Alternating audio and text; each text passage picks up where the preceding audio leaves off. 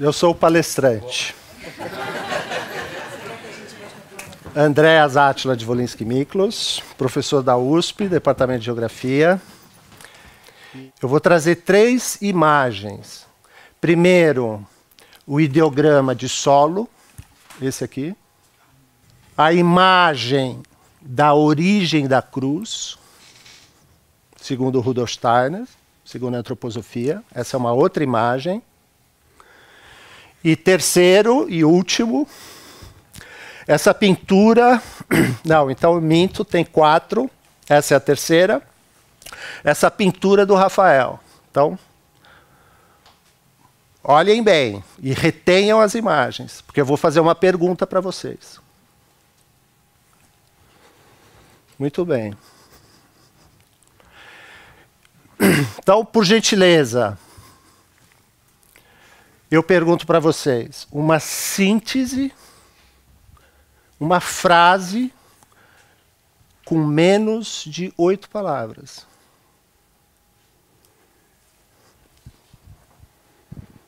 E aí, evidentemente, que vocês são já experientes. Eu não coloquei o vídeo do Gabriel, dessa equipe, do Paulo, à toa. Então, qual que é a síntese? Eu pergunto para vocês, por favor.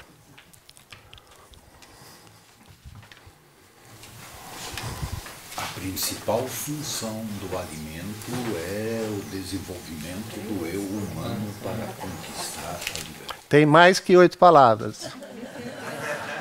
E vale uma palavra, vale 2, 3 palavras. Imagem. Eu quero tirar de vocês algo da consciência imagética. Viemos da Terra. Que mais? Adão e Eva. Tá bom. Que mais? Do pó viemos e ao pó voltaremos. Ótimo. Uma palavra, amparo. Senti amparo naquela imagem. Ótimo. Muito bem. E do limo Deus fez Adão. É isso que eles, no trailer deles, eles me pedem, não, ó, segue esse caminho, Átila. A agricultura biodinâmica, ela surge com um ciclo de 8 palestras do Rudolf Steiner. Ele trouxe nesse ciclo de 8 conferências, ele trouxe o que ele mesmo intitulou como a fundamentação espiritual para a prosperidade da agricultura. Com a agricultura biodinâmica, você consegue, então, com todo esse procedimento, com todo esse ensinamento do Rudolf Steiner, produzir um alimento com uma identidade arquetípica das hierarquias espirituais. O arquétipo é a ideia que está por detrás da forma. Como é que a antroposofia amplia o conhecimento da digestão? No processo de desmonte, o eu observa e apreende a montagem das moléculas no desmonte. Então, como no exemplo de um relojoeiro. O relojoeiro desmonta o relógio e no desmonte o que ele aprende? Ele aprende a construção.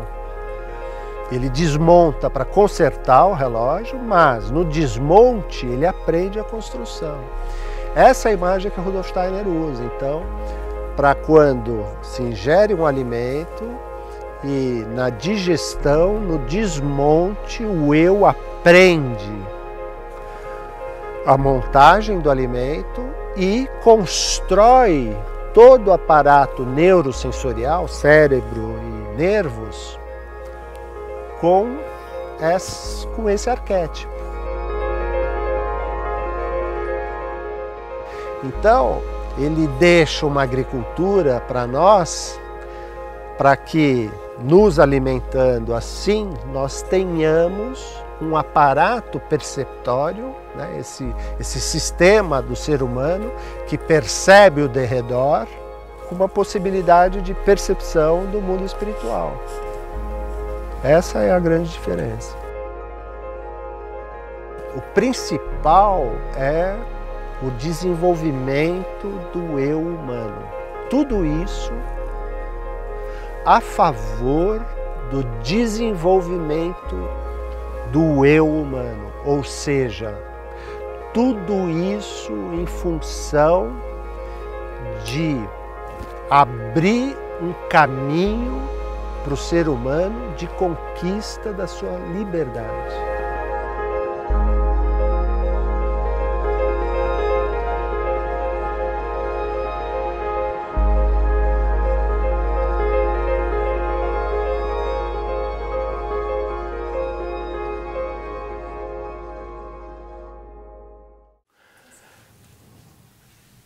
Então eu falei, bom, então eu vou ter que ir adiante na agricultura biodinâmica, na fundamentação espiritual para a prosperidade da agricultura. Eu vou ter que ir num caminho aonde a gente, com N procedimentos, né, com uma metodologia, com uma tecnologia do vivo para o vivo, a gente, entre aspas, como que, tá, enfia o arquétipo do mundo espiritual no alimento. E o ser humano vai comer esse alimento, vai digerir, e aí vem toda essa imagem do relojoeiro. Quem capta a ideia por detrás da forma, na natureza, é a rocha, o cristalino, o morto. No ser humano é a cabeça. Você está pensando agora, não está? Estou concordando. Hã? Estou concordando. Mas você foi, né, você foi palco de múltiplos pensamentos, não foi? E a cada pensamento se neoformou uma partícula angstrômica de sal e dissolveu, e formou e dissolveu. E quem capta, então, na natureza é a rocha. E quem leva para cima, quem que é? Não é? Fala alto. Argila. A argila. Então, na nutrição, sob a luz da antroposofia, o alimento, ele entretece o neurosensorial. E aí a imagem do relojoeiro do Rudolf Steiner. Então, o que vocês preferem? Um arquétipo do mundo espiritual ou um arquétipo de uma cenoura que eu manipulei?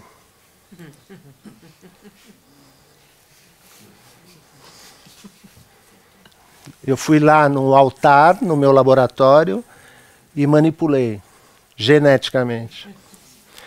Então, é isso que está em jogo no desenvolvimento do ser humano. Esse caminho que vocês pediram para eu seguir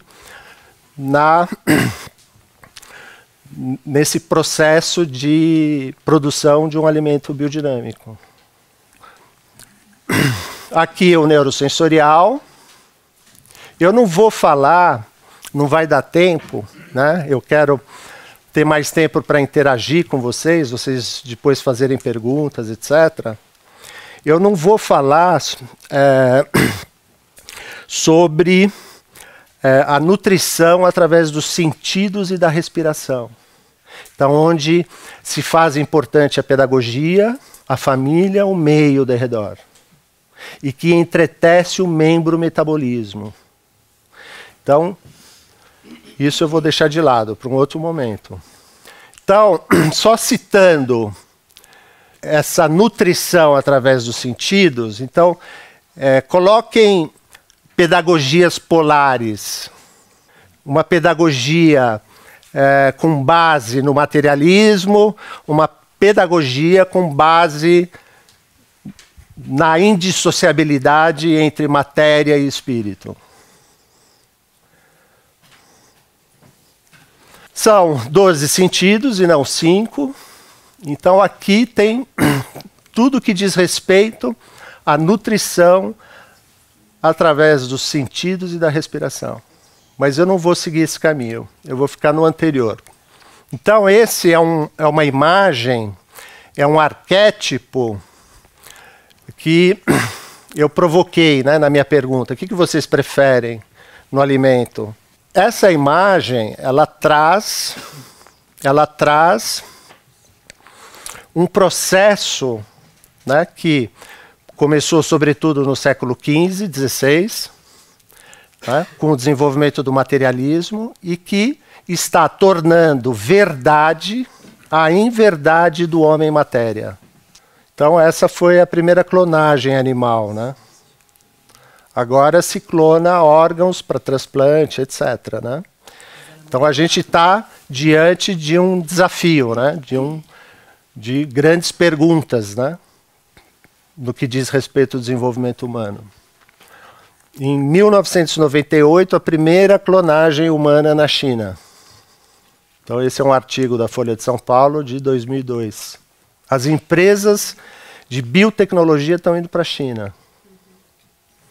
E os transgênicos, né? Então, aqui teve um início em 2000, 2002, e vocês vão na lista do Greenpeace, e hoje, o que não tem transgênico mais? Então, esse alimento oriundo da agricultura industrial, ocorre um desligamento matéria-essência.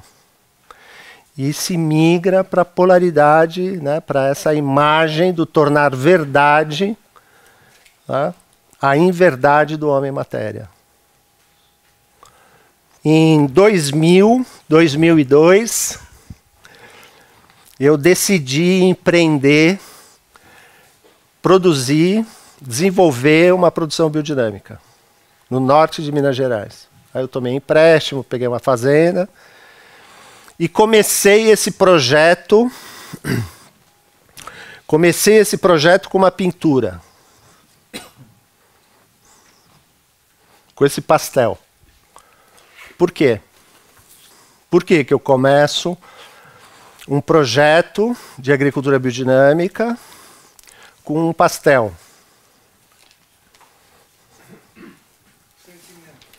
Hã? O que tem o sentimento? Concebeu uma estrutura, inspiração, se inspirar. É por aí. Hã? E, de uma certa maneira, se tenta eliminar entre o sujeito e o objeto o que poderia viver de simpatia ou antipatia. Ou pode-se dizer que se almejou desenvolver um ideal científico da antroposofia. Eliminar tudo que de egóico vive no pensamento da cabeça e desenvolver o pensamento do coração. E se se pedisse uma escultura a esse respeito, seria essa escultura. E uma outra motivação que me levou a desenvolver esse projeto foi o que se inseriu num diálogo entre o Rudolf Steiner e o Pfeiffer. Aí o Pfeiffer chegou para o Rudolf Steiner e perguntou assim: apesar das tuas indicações, de tudo que você falou para a gente, por que o desenvolvimento interior do ser humano é tão fraco? E aí interessava saber o Rudolf Steiner, ao Pfeiffer, que o Rudolf Steiner já tinha trazido, como os 3 principais atributos impeditivos no desenvolvimento do caminho interior do ser humano. Quais? Falem. Hã?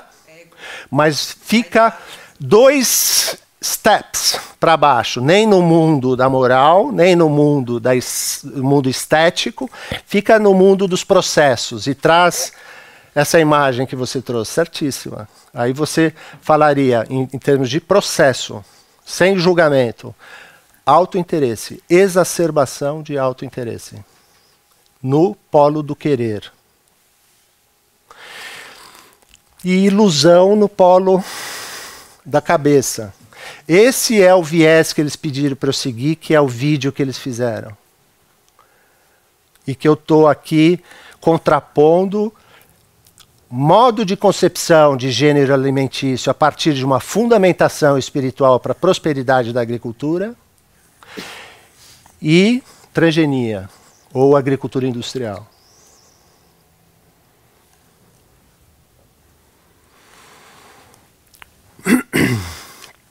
Muito bem. Aí o Steiner respondeu assim para o Pfeiffer: esse é um problema nutricional.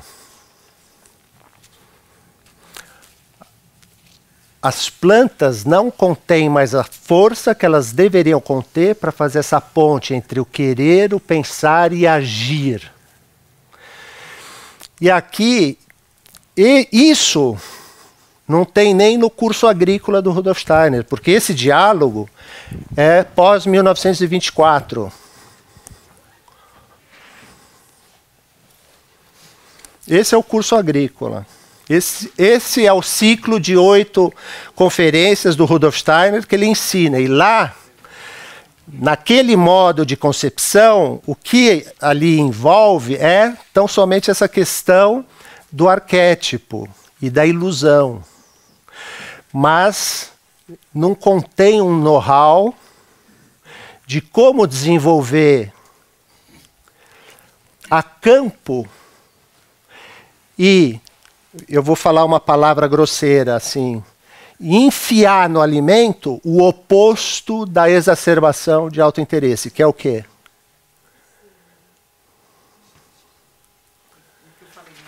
É solidariedade na vida econômica. E aí vocês todos têm relógio, celular, computador, tirem as baterias. Vocês entendem como no aristotelismo, num aquinianismo, num steinerianismo, matéria não se dissocia de espírito, de essência? Então precisa ter no alimento, e quando você ingere e aí é importante você ter esse aparato membro metabólico conforme lá, da respiração dos sentidos, e na digestão do que vive no vivo do alimento, ou seja, no etérico, na digestão do etérico, é que você pode capturar esse impulso da solidariedade e da fraternidade. E da onde que vem esse impulso? Compaixão veio do Buda. E fraternidade entre os corpos? Do Cristo. E aí se manipula a fotossíntese, e é isso que a gente fez na Fazenda, e é isso que está saindo aí no livro. E que eu fiz também questão de ir publicando. O primeiro artigo que eu publiquei foi na Sociedade Antroposófica sobre esse assunto em 2000, 2002. E vim.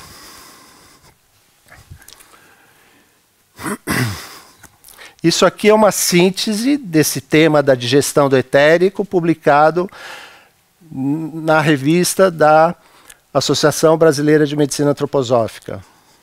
Por favor. E esse é um mosaico. Esse é um mosaico, uma síntese do que a gente fez na Fazenda. Qual que é a diferença desse mosaico com aquela imagem da origem da cruz, segundo Rudolf Steiner da antroposofia? Nada. Aqui tem a tetramembração, o físico, o etérico, o astral, o eu, a comunidade de eus, and so on. Então vamos ver isso, devagarzinho. se produziu de 3 a 5 caminhões por mês, segundo esse método. Não só o curso agrícola, full, integral, mas esse plus. E eu falei assim, evidente que eu fui para a prática primeiro, e eu fui ver se, pô, será que de repente isso pode ter sido uma ilusão, né?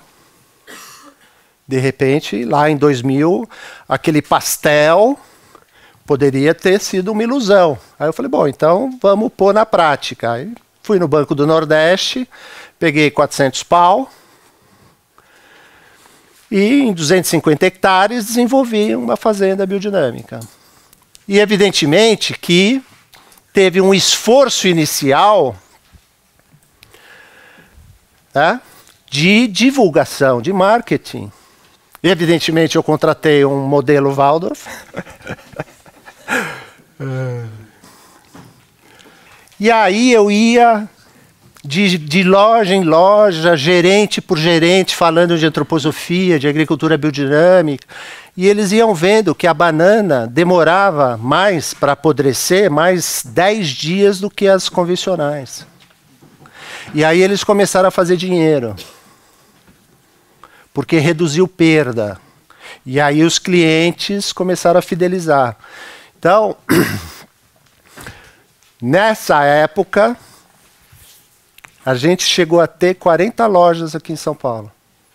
E ia para Rio de Janeiro, Belo Horizonte, Brasília. 8 lojas aqui eram só banana da fazenda. Foi marca própria Carrefour. E, evidentemente, que tudo isso não se pôde realizar se não fossem essas pessoas extremamente pobres e pés descalços. E quase todo mês a gente estudava antroposofia, estudava o curso agrícola e estudava também o Novo Testamento.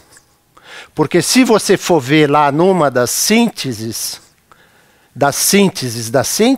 porque o Novo Testamento é pura antroposofia, né? Não é verdade? Você vai lá na multiplicação dos pães, ali é uma D5, que a veleda, aquilo é uma D5. Então as coisas são muito simples, na verdade. Olha a força, eu vou falar um pouco aqui da nutrição a partir da respiração e dos sentidos. Olha a força aqui de uma menina, de uma aluna Waldorf de 15 anos, nessa escultura, nesse talhe na madeira. Isso é madeira de lei, eu não conseguiria fazer isso. Isso quem fez foi a Joana, com 15 anos. E talhou aqui, agricultura biodinâmica. Pá, pôs na porta da... Então, isso traz e mostra esse período de 0 a 7 anos, de 3 a 7 anos, do jardim, onde se trabalha o querer. O mundo é bom. Não é? Isso é nutrição através dos sentidos, da respiração. E todo ser vivo tem pele. Então, evidentemente que as bordas têm cerca viva, tem uma pele, né? Aqui a borda do São Francisco, o Andréas, o menino Valdo, ele está ali no fundo, ó. E aqui a borda do São Francisco é toda desmatada. E aí a gente fez um esforço considerável e foram aí mais de um golzinho só de recuperação de mata ciliar. A adubação, então sempre antes de um plantio tem adubação verde. Então quando vocês olharem aqui, tá? Adubação com uma estrutura vegetal, vocês podem ler tudo que diz respeito à matéria de nitrogênio, fósforo, potássio, cálcio, magnésio, blá, blá, blá, e de forças informativas, de forças etéricas. Esse foi uma pessoa muito importante, um encarregado de produção, o Josué. Ele chegava assim, eu chegava, ia quase todo mês, né? Passava 4, 5 dias de 2000 a 2012. Aí eu chegava lá, Atla! Atla! Aqui, isso é tudo inédito, né? Aqui é um consórcio com uma leguminosa, né, entre as bananeiras. Aqui se captou mais de 300 quilos de nitrogênio hectariano. Que sentido faz para vocês se eu chegar e falar para vocês, eu aprendi esse sistema agroflorestal com os pássaros? O que isso significa? Né? Isso significa observação da natureza, isso significa diálogo com a natureza. E aí eu pergunto para vocês, se pode cooptar clara e objetivamente a natureza para um objetivo comum?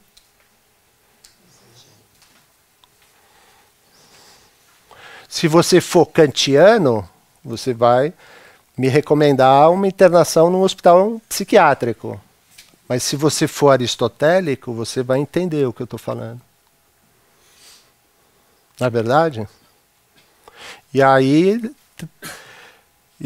bom, eu não vou entrar aqui na questão filosófica, deixa isso para a USP. Para falar de ciência do espírito na USP. Mas a natureza quer trabalhar.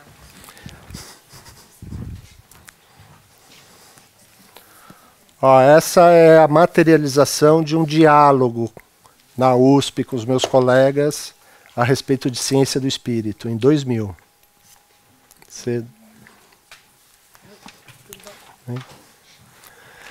E aí, também, o que eu for mostrando e vocês perceberem enquanto biodiversidade vegetal. Como é que está teu etérico? Bem vitalizado. Ela sabe o que é etérico, ela responde para eles. Está bem vitalizado. Entendeu? Então, quando eu olho para a biodiversidade vegetal numa fazenda, eu estou olhando para o corpo etérico da fazenda. Né? O Paulo chegou para mim e falou, Átila, você tem que mostrar para eles a diferença de agricultura biodinâmica com agricultura orgânica. E você tem que mostrar que o homem é o fundamento. Vocês percebem como o homem é o fundamento da natureza e de um organismo agrícola? Então você olha para a biodiversidade vegetal, você olha para o corpo etérico. Você entende agora por que a banana demorou muito mais para apodrecer? Se você aproxima um cientista, ele vai se enveredar pela fisiologia, pela dinâmica hormonal. Ótimo, né? Porque é evidente que é sempre matéria e espírito. Eu tive a oportunidade de ser o primeiro produtor de semente Demeter do Brasil, e único. Não tem nem produtor de semente orgânico, quase, porque não se aplicam as regras da agricultura orgânica. Então ainda não tem mercado para semente. Isso foi em 2003, muito cedo. Muita vanguarda. A gente produzia feijão, subsistência, uns 3 hectares, alimentação animal na PIE e o consórcio de um animal com vegetal. E aí me traduzam antroposoficamente essa consorciação do animal com vegetal.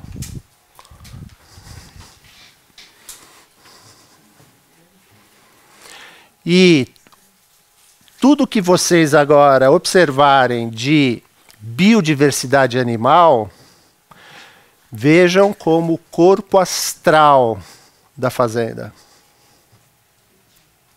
E quem é que manda o etérico plasmar o carbono? Fala para mim.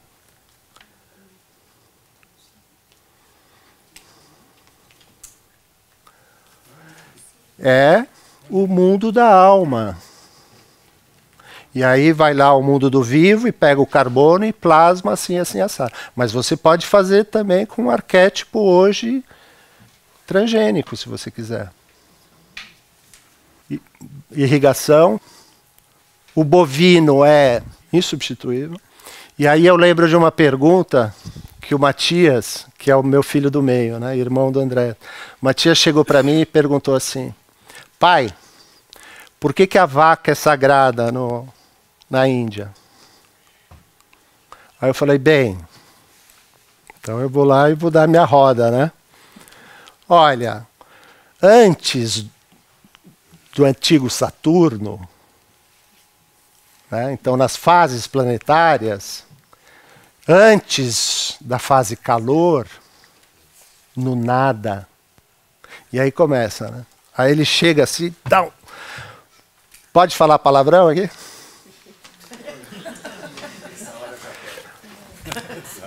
Aí ele chega, ô pai, você precisa chegar no Cristo para me explicar por que a vaca é sagrada? E aí, na época cultural proto-índica, é a que está mais próxima de uma fase planetária anterior à encarnação do planeta Terra. E foi lá que se ideou o sistema membro-metabólico. E esses proto-hindus, clarividentes atávicos, eles tinham essas reminiscências. E eles tornaram isso que foi feito pelos deuses também um deus. E então, não tem representante melhor do metabolismo para um organismo agrícola biodinâmico que o humus de uma vaca. E aí a adubação é por composto. Então aqui você mistura o humus vegetal com o humus animal. Próximo. O consórcio do bananal com ovinos deslanados, carneiro, né? Deslanado, né? Os cavalos. Então os cavalos aqui nessa fazenda eles foram muito importantes. Por quê? E os cavalos, eles conspiram como toda a natureza conspira junto com você num projeto como esse, se você quiser. Introduzir galinha d'Angola para controle de um coleóptero. E aí os animais, né? Então esse corpo astral da fazenda. Os biguás da fazenda, os tatus, que controla a saúva. Então são todos animais assim, os macacos. Não pode ter cachorro. No dogs.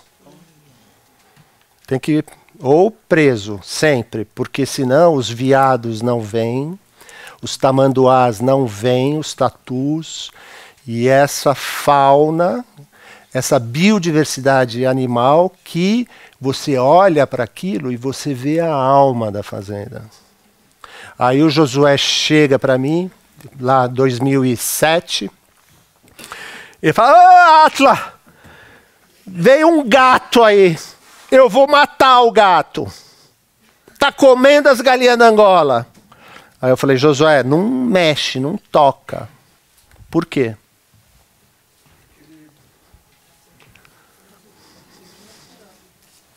Falem, por favor. Por quê?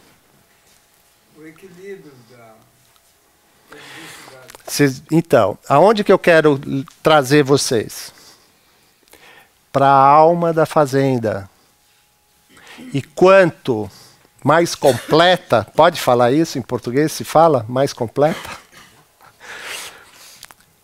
E quando Josué chegou e me falou do gato, eu tive a imagem imediata da completude da alma da fazenda. Entendeu? E eu pergunto para vocês, qual foi a consequência no que diz respeito aos atributos organolépticos? Isso é pergunta.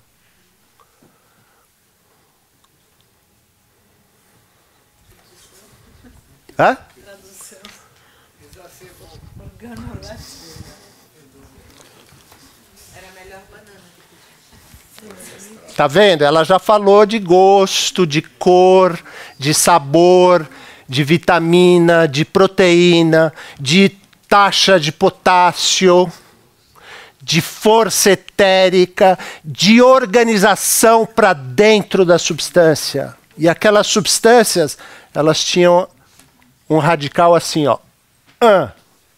E não assim. Forma, função. Não toca no gato. Deixa comer a galinha e produz mais galinha. Estão me entendendo? E aí, evidentemente, que eles é que conseguiram fazer tudo isso. O que eu posso? Eu não posso nada. Eu só posso trazer as coisas, ensinar. Quase que saiu uma escolinha Waldorf, não deu. E os preparados. E aí, esses corpos da fazenda, né, você faz a ponte com as forças planetárias, né, com as forças... Né? Levanta a mão quem não toma remédio Veleda aqui. Todo mundo toma, né? E aí vocês estão lá se tratando, né? Eles estão, tem uma médica antroposófica aqui, né? Se eu falar besteira, você me corrige. E aí eles estão tratando o eu e a alma com muitas coisas, mas, né, com uma ênfase nessas forças planetárias, né, essas forças do mundo da alma. Nós também. Com os preparados biodinâmicos. Vamos agora devagarzinho encerrando, né? Assim, eu vou trazer mais umas coisinhas e a gente vai encerrando. Então, esse é um preparado chifre que a gente coloca esterco de vaca, enterra, depois pega uma pitada e no plantio, no desenvolvimento radicular e de tecido de sustentação, a gente vai lá e joga uma gota aqui, uma gota ali. Por quê? Porque age por radiação, né? Então você pode jogar uma gota aqui, você está lidando com forças etéricas. Então esse 500 chifre esterco e esse chifre sílica, mói sílica, põe dentro do chifre, enterra e depois no florescimento e amadurecimento de fruto, você está lidando com esses 4 éteres que têm origem no Sol. E aqui que eu levei esse pessoal, cooptei esse pessoal para seguir esse caminho. E aqui as outras plantas de preparados, plantas medicinais, com invólucros animais, e a gente coloca no composto. A gente implanta essas forças planetárias. Dinamiza, né, os de pulverização no campo e pulveriza. Essa pulverização do silício, né, de manhã, né, para amadurecimento. Então, não foi só na fazenda que a gente fez isso, em usina de açúcar, em produção de soja, e N lugares, né?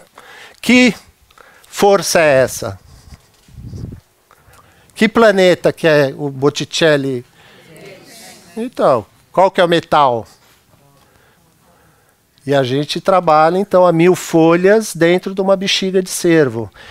Qual que é a síntese, né? A sacada? Não é nem sacada do Rudolf Steiner, é imaginação, inspiração, intuição. Esses caminhos, diferentes graus de desenvolvimento de conhecimento do mundo superior, que era totalmente dominado pelo Rudolf Steiner. Ele chegou e falou, bom, como é que eu vou aperfeiçoar o humus de resíduo vegetal com resíduo animal? Como é que eu vou aperfeiçoar isso para jogar aqui, ó, e trazer essas forças no desenvolvimento das plantas e depois estar disponível para o consumidor, né, para a alimentação humana. E aí a gente volta na questão do arquétipo, vocês entendem? Vocês percebem como é difícil vocês perceberem a própria alma? Como está ficando cada vez mais difícil? Pois é. Então esse é o preparado 1000 folhas com bexiga de cervo. E a síntese é amor. E essa é uma pintura, eu fiz o esquema, a Joana pintou na parede do barracão da fazenda, em 2005, ela tinha 15 anos.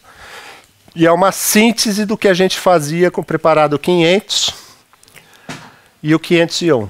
E como que a gente... vocês... Quem tem filho na escola Waldorf? Pode ser neto. E aí você acredita nessas histórias que os filhos, netos de vocês contam para vocês de ser elementar? Hã? Vocês acreditam? Oh my God! Então, o elemento terra, né, na fotossíntese, você tem uma associação dos elementos terra, água, ar, luz, calor.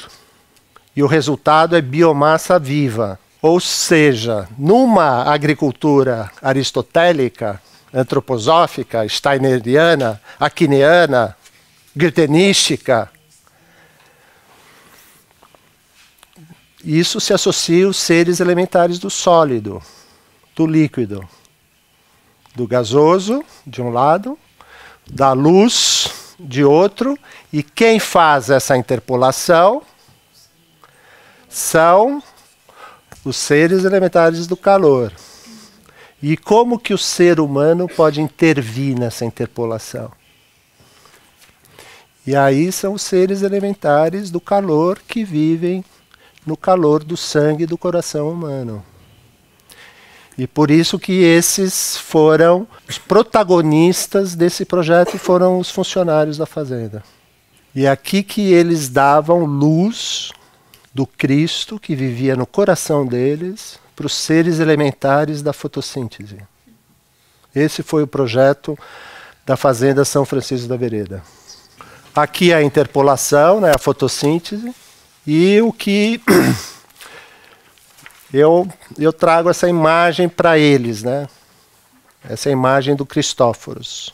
E aqui é a prova de que eles entenderam tudo que se trabalhou, se aprendeu conjuntamente, porque eles pegaram essa imagem do Cristóforos, que estava lá na sede da fazenda, e colocaram aqui. Eles se colocaram ali fazendo essa interpolação. Esse é o desenho de lousa da albumina, do Rudolf Steiner. Quando eu li essa pedra fundamental, eu falei, ué,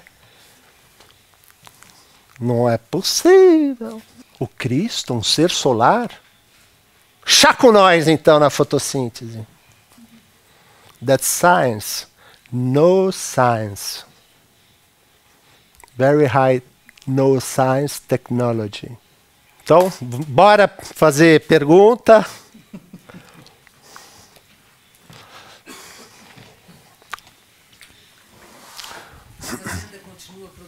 Não, o projeto começou em 2000 e eu tomei a fazenda do meu pai emprestada e ele precisou vender por conta de saúde em 2012. E aí eles fizeram bom uso do dinheiro com a venda dessa fazenda, porque esse final de vida é muito caro, né? Então eu sou sobretudo um cientista, né? um acadêmico, né?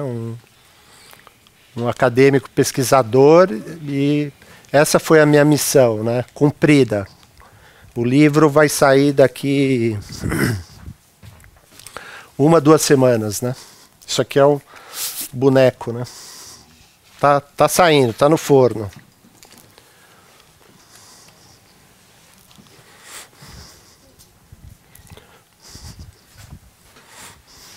André.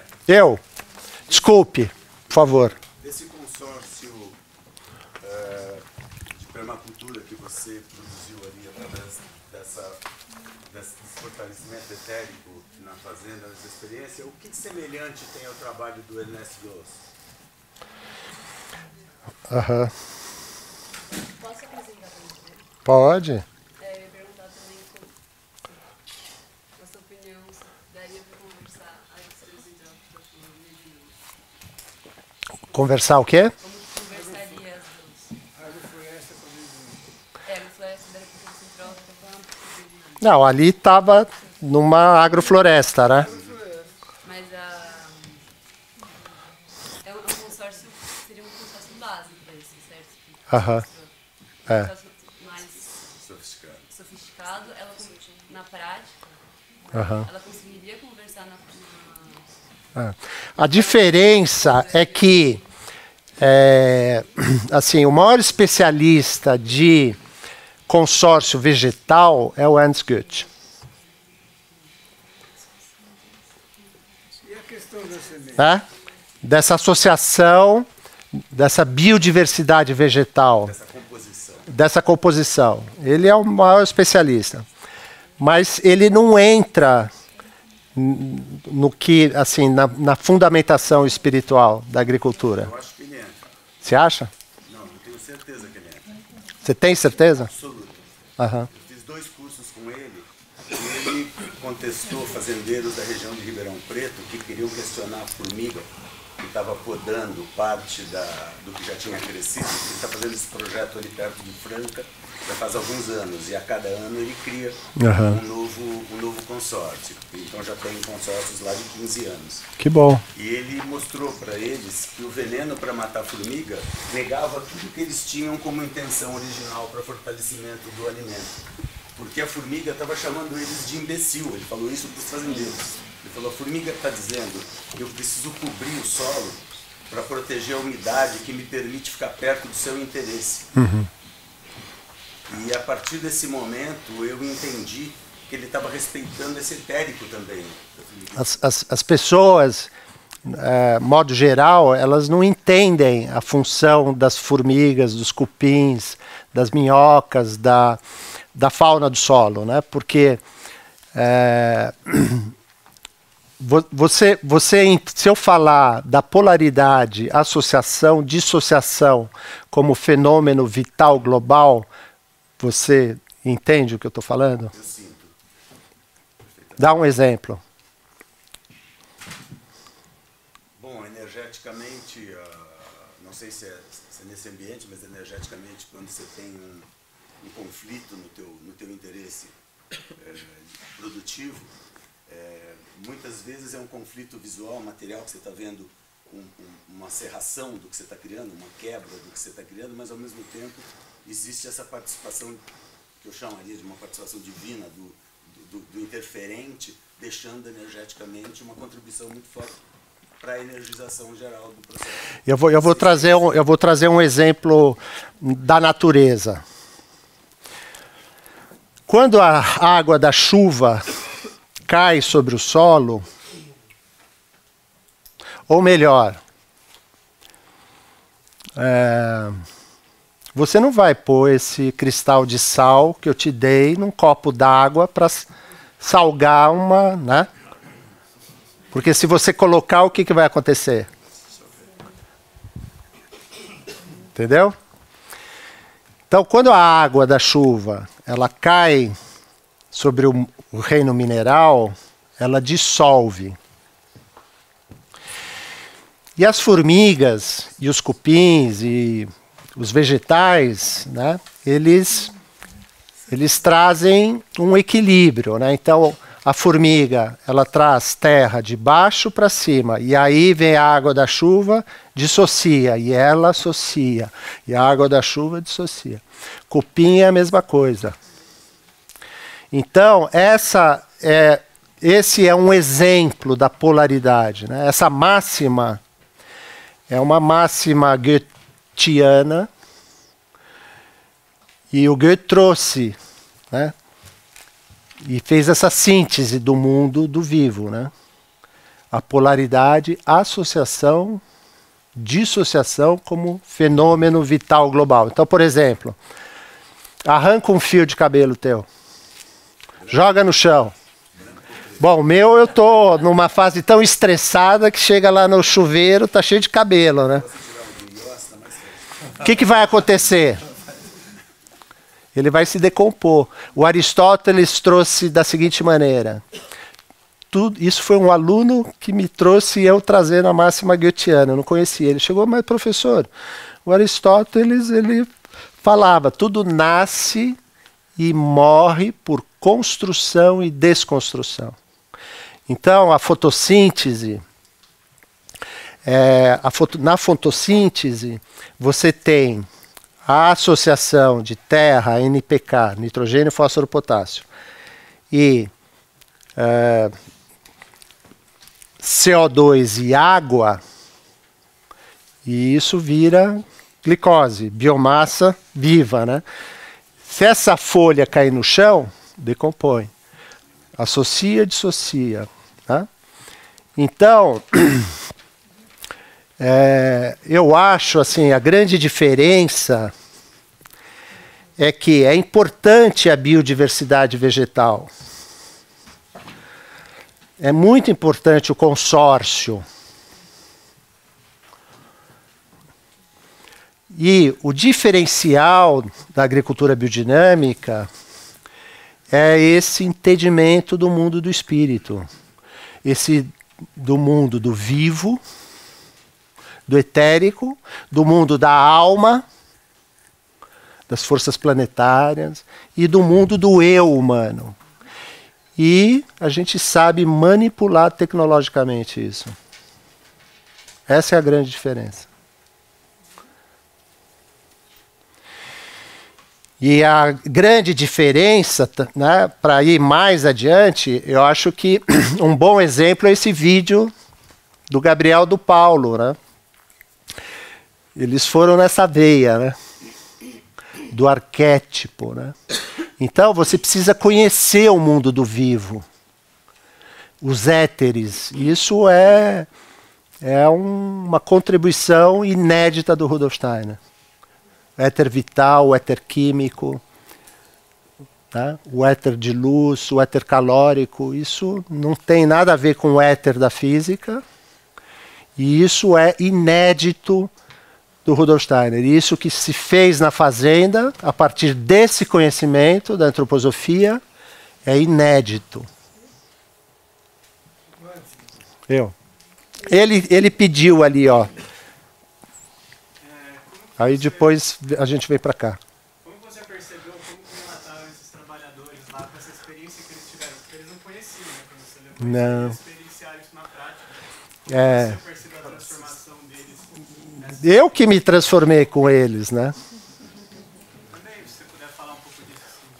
Assim, eles, essas pessoas, e aí eu vou querer falar o seguinte.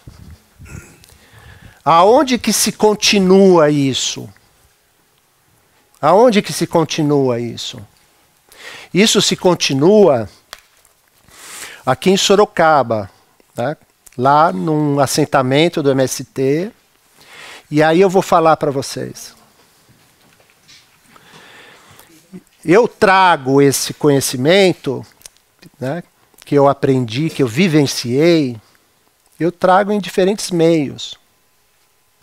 Eu acabei de circular aí um diálogo na Universidade de São Paulo, com os filósofos, com o meu derredor acadêmico-científico.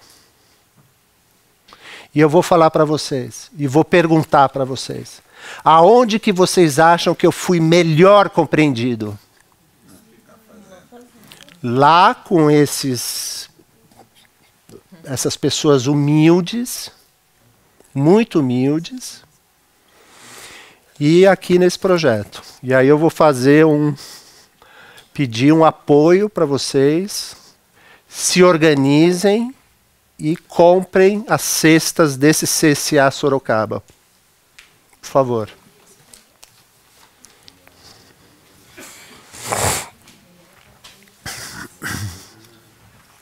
Aí eu tinha o João e você. E você. Você vai no culto da comunidade de cristãos? Não, né? Não, eu estou perguntando isso por causa você falou dos seres elementares do calor, eles têm uma prática de manipulação da substância, não, evidentemente, com toda a hierarquia do mundo espiritual, e com esses seres elementares do calórico. Por favor. Partindo daquela máxima que o segredo da semente, Hã? partindo da máxima de que o segredo está na semente, de que maneira a gente poderia, talvez, potencializar essa semente em quais sementes para alavancar ainda mais? Eu acho que produzindo semente. Eu acho que, assim, você precisa ter pé no chão. Se eu não tivesse pé no chão, ia ser um blá blá blá desgraçado esse projeto. Eu fui o maior produtor, eu não estou me gabando. Eu estou trazendo a imagem exata de um empreendimento. Eu, durante 7 anos, essa banana foi produto campeão do Grupo Pão de Açúcar. Por causa de faturamento, volume, etc. Então, precisa ter pé no chão. Evidentemente que eu fui lá vender antes. Vender a ideia, vender o conceito, né, e tal. E aí, quando eu vim com a produção, estava tudo pronto. Então,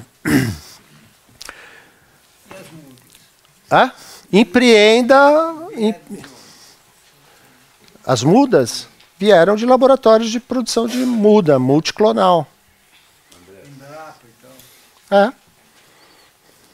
Muita semente hoje na agricultura orgânica e na agricultura biodinâmica é semente convencional, porque não tem. Você sabe que essa sua incursão no Pão de Açúcar acabou gerando o interesse do Pedro Paulo, que hoje tem um empreendimento gigantesco com ele. O Pedro Paulo foi meu aluno.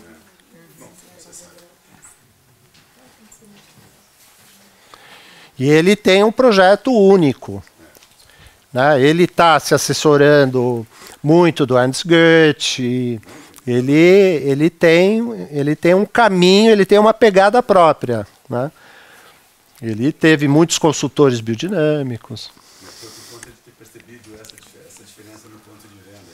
Ele tem esse fio varejo. Né? Bom menino. Muito bom menino. Muito boa pessoa. É que ela... então, aqui você ainda não respondeu a pergunta dele exatamente. Porque você falou da importância do Samuel na fazenda, eu fiquei esperando que você falasse da importância dele, e para mim faltou um pouco... Do Josué. Josué, Por que você falou Samuel?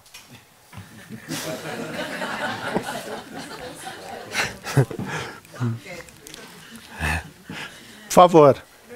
Importância do Josué. O Josué, ele entendeu de cabo a rabo. Os funcionários, eles entenderam. Então, eles têm muito mais, eles tinham muito mais que eu.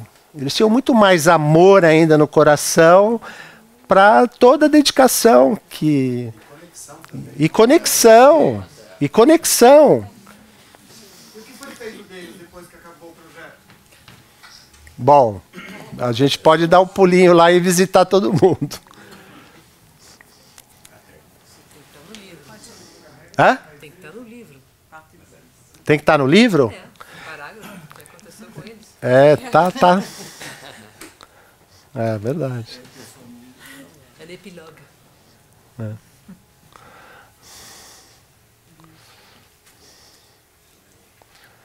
Aí, tá, a gente volta para aí, então. Por favor. Você, né? Minha pergunta era essa, o que aconteceu com essa fazenda? Porque Ela foi vendida em 2012. depois eles não se interessaram em continuar. Você Não. assim, eles não se interessaram em todo esse trabalho? Não. Um produtor convencional comprou a fazenda e a gente tinha não só os 20% de reserva florestal tinha acho que chegava a quase 37%, né? E ele desmatou tudo. Eu olhei por cima, né?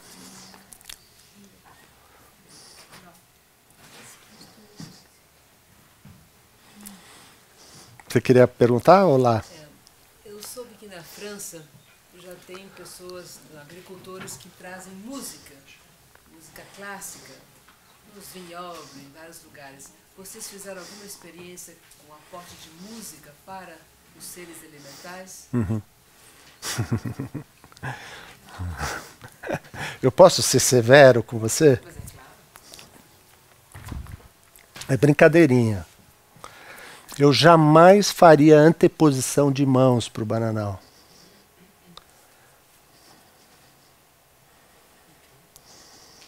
Responde, né? Mas eles não entenderam nada. Ela entendeu tudo, né? Você entendeu? Não, é que ela me perguntou. Não, isso tem gente que... Eu sou caminho do meio. A antroposofia é caminho do meio. É matéria e essência. Não é nem essa polaridade, né, de atravessar, né, e nem nega a essência. Né? Uma coisa é bem caminho do meio. Né?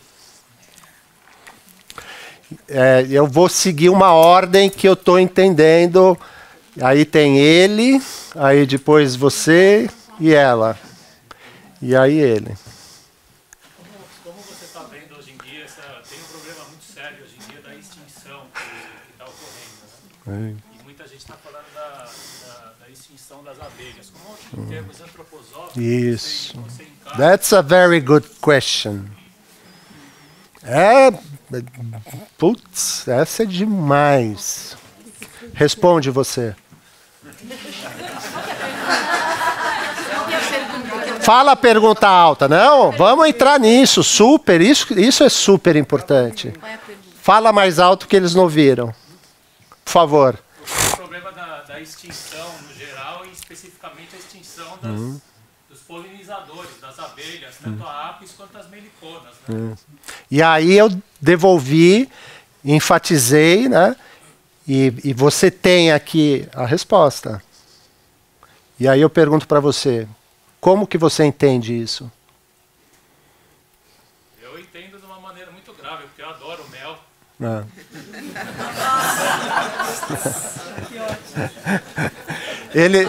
Ele não entendeu por que eu comecei o projeto da fazenda com uma pintura. E aí você tem que ir para esse objeto de estudo sem simpatia e tampouco antipatia. E eu vou responder. É o que eu trouxe aqui para vocês, né?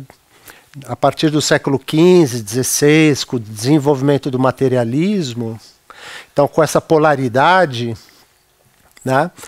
Com esse impulso que nega o espírito, porque você também tem um outro impulso que nega a matéria. E a antroposofia é bem caminho do meio. Né? Porque quem está por detrás da dissolução é esse que nega a matéria. E quem está aqui por muita condensação é esse outro polo.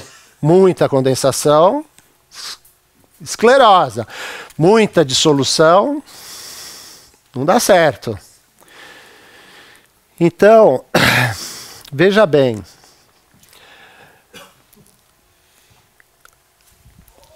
Você percebe o seu corpo físico? Certo? E a vida em você? Percebe? Né? Esse é um sentido da vida. Eu mostrei os 12 sentidos. Né? Você percebe a tua individualidade única no planeta Terra? Certo? Quem que faz a interpolação entre esse corpo físico vivo e essa individualidade? A tua psique. Tua alma. Ela que faz essa interpolação. Não é? Agora, dirige o olhar para aquele momento em que eu falei assim, olha, tudo que eu for mostrando agora de biodiversidade animal, vejam como o corpo astral da fazenda. Como a alma da fazenda. Né? Então, essas forças de auto-organização da matéria. Quando eu falei do gato, não toca, porque evidentemente que os atributos organolépticos estão ali envolvidos. E as abelhas, esse representante do mundo da alma, do planeta, dos animais, né? Imagina você extinguindo.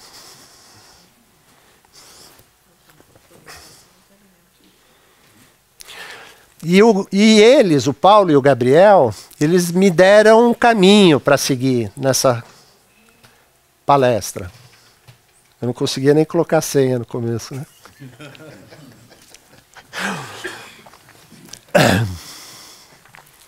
Você entende? A gente está tornando verdade a inverdade do homem-matéria. E aí você não vai ter outro... Você vai precisar de uma abelha mecânica para fazer a polinização daquilo. E aí você vai manipular. E você vai tornando, né, o ser humano, o planeta Terra, cada vez mais a inverdade da material. E quando eu comecei... Onde que está o GeoUSP, o artigo que eu publiquei em 2015? Esse aqui? Uhum. Eu venho olhando para o planeta Terra, para o ser humano e para o social, há muito tempo. E eu venho juntando. Você viu artigos ali de 98? Pois é.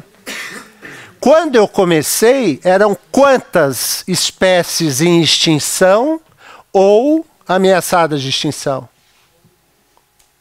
Fala. Fala. Talvez menos do que hoje, né? Não, sim. Quanto? Chuta. Eram, lá em 2000, aqui... Passa para ele, por favor. Eram 10 mil espécies. Aí depois passou para 20 mil. Eu não acompanho mais. Agora saiu no jornal e nos telejornais que a gente está chegando ao 1 milhão de espécies ameaçadas de extinção. Inclusive a nossa. É. Você não acreditou naquela escultura sem cabeça, então, né? Tampouco nos seres elementares, né?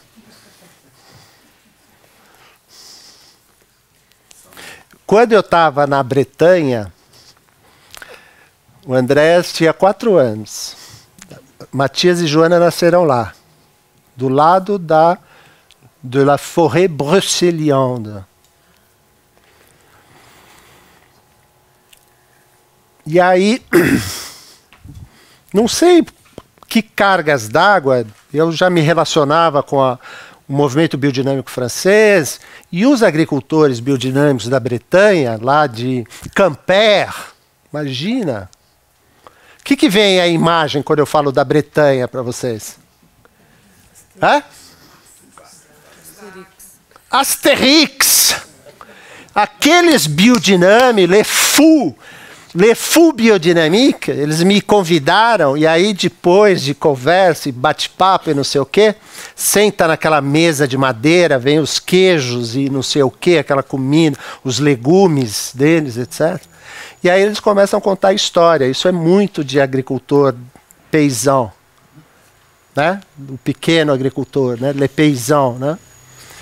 E aí eles começam a contar as brincadeiras, né, que eles faziam lá de ser elementar, e de que quando passava o agricultor vizinho que pulverizava as uvas com veneno, aí eles chegavam lá e eles esperavam quando o vizinho estava olhando e borrifava aqui na boca aqui o preparado 501, né? O vizinho brecava o carro, né?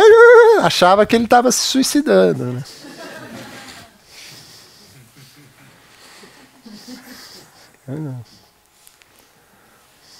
Muito pelo contrário, né? A gente tem, né, a gente tem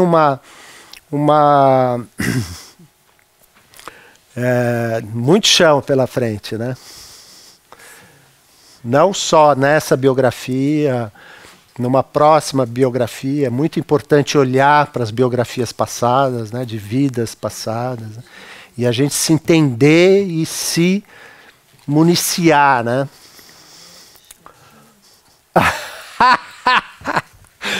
Ah, Le Guerrier aqui, o Gabriel, né?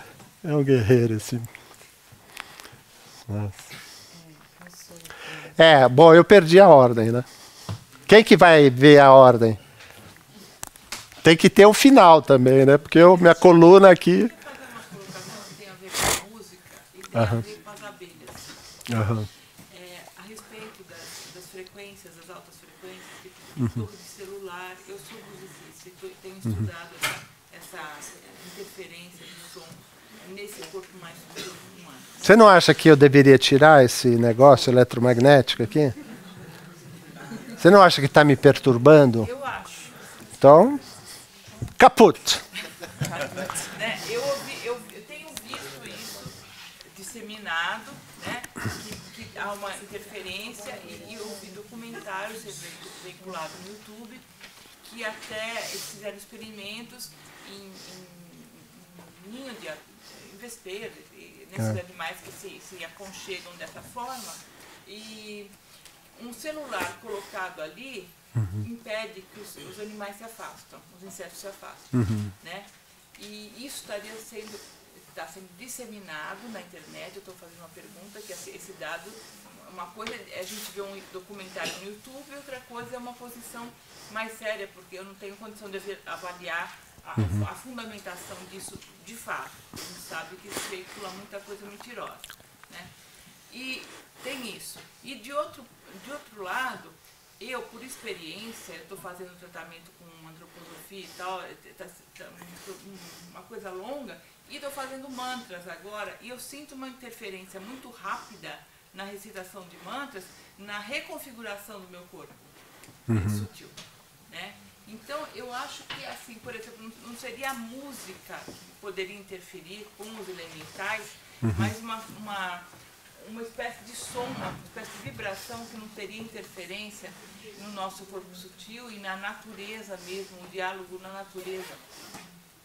Bom, quem sou eu para usar uma resposta aqui diante do professor Valdemar, né, que está ali do lado da Sônia, que é o grande especialista disso. Vocês sabem disso, vocês conhecem o Valdemar há muito tempo, né? Então, Valdemar, você gostaria de responder isso? É uma palestra. É uma palestra. Bom, simples exercícios de concentração mental já está provado cientificamente que trazem grandes benefícios, né? E isso hoje em dia é muito claro porque, devido aos meios eletrônicos, as pessoas estão cada vez com menos capacidade de se concentrar. Estão se distraindo cada vez mais, e também está provado que quanto mais a pessoa se distrai, mais ela quer se distrair. Então, exercícios de concentração, tanto fáceis sejam esses mantras ou outros tipos de concentração, trazem já muitos benefícios. Mas isso não significa um caminho no desenvolvimento espiritual. Precisa outra coisa. Valdemar vem semana que vem, né, Valdemar? Ele vem dar uma oficina na USP. Então, no departamento de Geografia, eu tenho uma disciplina de pós-graduação. E o Valdemar vem dar uma oficina semana que vem. Então, né, Valdemar, a gente pode abrir o convite aqui, não pode?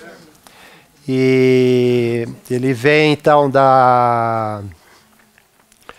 das 8h50 até as 12, 12h30, lá no Departamento de Geografia, na cidade universitária, dá uma oficina sobre meditação e autodesenvolvimento espiritual. E o ano passado ele veio também, foi muito bom. Dia 13, quinta-feira que vem. Então, por favor. E o ano passado ele trouxe as meditações do Rudolf Steiner, do pensar, do sentir, do querer. Foi muito bom. Bom, vamos, mais uma e a gente encerra, né? Quem queria perguntar? Ele tá faz tempo querendo perguntar, né? Eu vou me escorar aqui que minha coluna...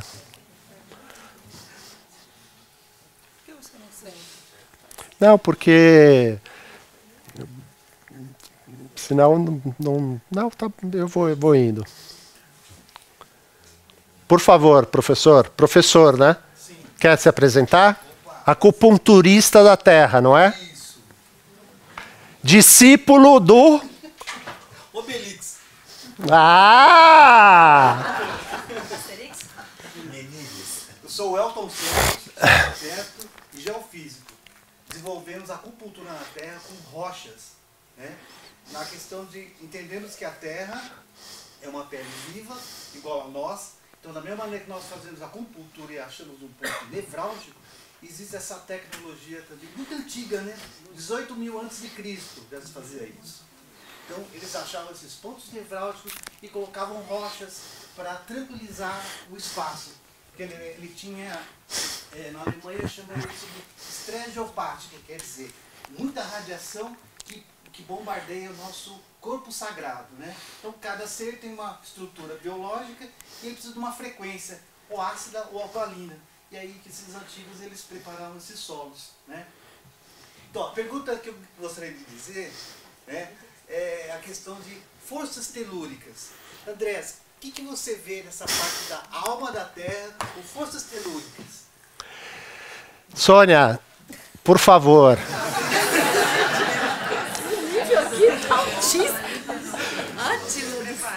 Ó, eu vou contar uma coisa para vocês, né? Quando a gente voltou da França, a gente se entreteve com o pai da Sônia, com o Rudolf, né? Entramos no ramo lá naquela casa na Rua Breves, né? Então imagina quanto tempo a gente não se conhece, né? E o quanto eu não sei, o quanto ela... Até antes, né? E o Andréas, o quanto você não cuidou do bebê ali, né? E aí, então, eu remeti tua pergunta à Sônia, porque, evidentemente, a Sônia, ela conhece muita antroposofia, né? A obra do Rudolf Steiner. Então, eu vou devolver essa pergunta, né? E se você lembrar também, porque a gente vai esquecendo tudo, né? Se você lembrar desse ciclo de conferências do Rudolf Steiner, né? Eu vou devolver com uma pergunta para você, né? Bom, isso é uma outra palestra, né, Gabriel? Pô. Oh my God! Eu estou impressionado com vocês. Como é que vocês vêm 8, deve todo mundo ter trabalhado, né? Vem aqui 8 da noite ainda, que horas são agora? Eu chego às 6 horas, eu já tô. Eu vou para, como é que fala? Com as galinhas? Ah, eu me recolho com as galinhas. Bom, em algum lugar, né? Porque assim, você vai me desculpar, mas eu tenho uma relação com a antroposofia. Como é que fala isso? Que você pega aqui e ali.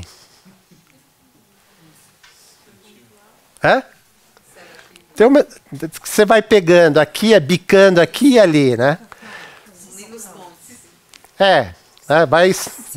vai ciscando, né? Vai pegando aqui e vai pegando ali. Você precisa de alguma coisa, Você tem ali, tá... né? Bom, e aí, numa dessas, ele falou, ele fez uma relação com essa sua pergunta e o povo americano.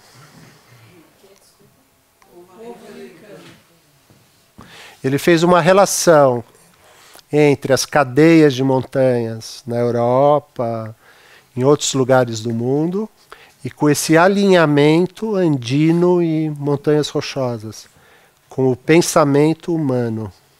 Você lembra onde que está isso? Eu sei que esse encadeamento norte-sul isso. tem a ver mais com o aspecto saturnino, não tem a influência disso. Não, mas é por conta essa tectônica das placas, entendeu? Então, por exemplo, os Andes, você tem um espaço vazio que vem do centro da Terra e que traz essas forças arimânicas e que traz essas forças do materialismo, né? Ele, em algum lugar, e isso, você lembra onde é que está esse negócio das cadeias de montanhas? Não, eu também não lembro. Vai estudar.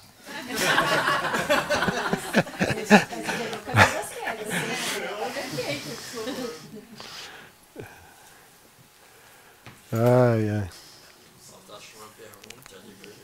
Tá.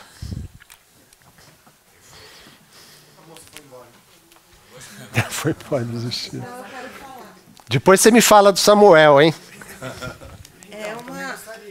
É uma correspondência, porque... Tem uma solidariedade, né? E alguém fala que não tem nenhuma responsabilidade por isso, é triste. Uhum. Tem a ver com a questão das abelhas, porque cada pessoa, de acordo com o que é a realidade para ela, é uma preocupação com as abelhas. Então, mas dentro de um pensamento antroposófico e biodinâmico, as abelhas são seres extremamente solares.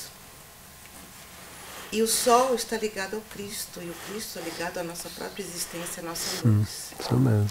Então, na medida que existe um risco do desaparecimento ou da diminuição das abelhas, elas são os indivíduos, cada um de nós, desde os minerais até o humano, mais preparado em todos os sentidos, temos nossos talentos únicos. Você mesmo acabou de dizer há pouco, a nossa individualidade única no planeta. Então, as abelhas, embora muito pequenas, são os maiores seres especialistas nessa conexão do Sol com a Terra, com o alimento, com o homem. E o mel, ele é um dos alimentos mais perfeitos que existe, do ponto de vista energético, não apenas do ponto de vista nutricional. Então, na medida que existe um comprometimento na existência das abelhas, automaticamente existe um comprometimento nessa conexão nossa com esse Sol que é o próprio Cristo. E a nossa própria luz, ela acaba sendo, digamos assim, mais difícil espiritualmente, porque elas nos trazem, embora sejam insetos muito pequenos, mas o talento delas é trazer a força desse Cristo Sol para a Terra. Muito lindo. Einstein disse, né, que 4 anos sem abelhas a humanidade estaria comprometida, né? Aham. Pois é. Muito bom.